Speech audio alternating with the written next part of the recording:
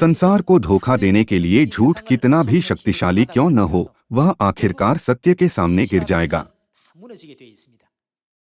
मेरा मानना है कि दुनिया कितनी भी अंधेरी, अस्तव्यस्त और अशांत क्यों न हो, यह निश्चित रूप से होगा। असत्य की तुलना में सत्य कितना भी कमजोर क्यों न हो, यदि हम सत्य के अनुसार जीते हैं तो हम असत्य को तोड़ सकते हैं।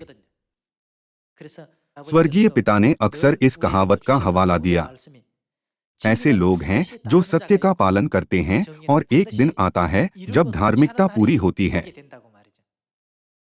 इन वचनों को दोहराते हुए स्वर्गीय पिता ने हमें ऐसा सबक सिखाया। इसलिए यदि हम सत्य और बाइबल की सही शिक्षाओं के अनुसार जीते हैं तो हम एक दिन विजयी होंगे। असत्य ने कभी भी किसी भी युग में सच्ची जीत हासिल नहीं की है। आइए हम दूसरा कुरिन्थियों की पुस्तक के अध्याय 11 आयत 13 पर एक नजर डालें। क्योंकि ऐसे लोग झूठे प्रेरित और छल से काम करने वाले और मसीह के प्रेरितों का क्या रूप धरने वाले हैं। रूप धरने का क्या मतलब है? वे मसीह के प्रेरितों के रूप में भेष बदलते हैं। यह भेद करने के लिए कि वे मसीह के सच्चे प्रेरित हैं या नहीं, हमें यह जांचना चाहिए कि क्या वे मसीह का कार्य कर रहे हैं। यदि वे मसीह के कार्य का पालन नहीं करते और उसे नहीं मानते तो वे झूठे हैं। क्योंकि ऐसे लोग मसीह के प्रेरितों का रूप धरने वाले हैं। आयत 14। यह कुछ अचंभे की बात नहीं। बाइबल कहती है कि ऐसी बातें असामान्य नहीं हैं, क्योंकि शैतान आप भी ज्योतिर्मय स्वर्गदूत का रूप, एक धर्मी स्वर्गदूत का रूप धारण करता है। इसलिए यदि उसके सेवक भी धर्म के सेवकों का सारूप धरें तो कोई बड़ी बात नहीं, परंतु उनका अंत उनके कामों के अनुसार होगा। यह लिखा है कि उनका परिणाम उनके कामों के अनुसार होगा। रविवार की आराधना करने का परिणाम क्या होगा?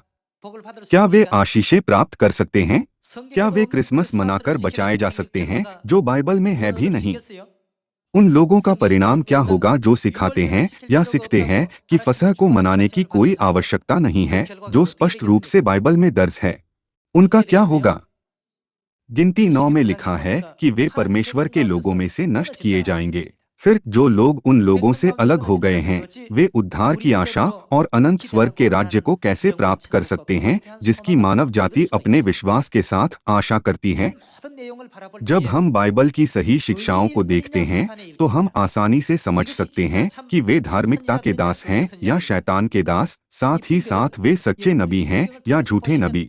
यह बहुत स्पष्ट होगा। मैं आप सभी से ईमानदारी से चर्च ऑफ गॉड में अधिक से अधिक सही ढंग से परमेश्वर की इच्छा प्राप्त करने के लिए कहना चाहता हूं, ताकि आप सही विवेक प्राप्त कर सकें और कई आत्माओं को बचा सकें जो झूठ में भटक रही हैं। ऐसा करने से हम खुशी और महिमा के साथ अपने अनंत घर लौट सकेंगे। आपका बहुत बहुत धन्यवाद।